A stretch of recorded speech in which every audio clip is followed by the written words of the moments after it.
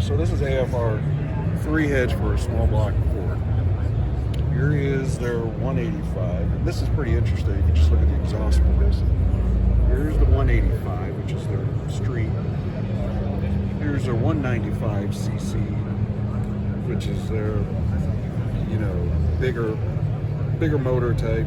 Almost flows about 300 on the intake. And then here is their 220. They had to port around the header bolt holes. That's pretty wild. Again, going back to this one, which is their 195, and their 185 here. It's pretty interesting.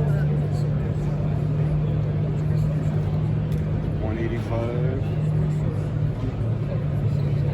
195, and 220.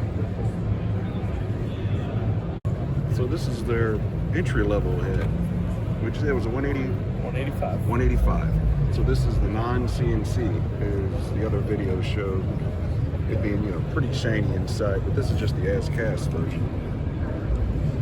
So, entry level up to about 350, 351. Cubic inch. Not bad, it's brand new. Like to see new products come out for the small block. 190 intake valve, so it works with a stock piston. Uh-huh.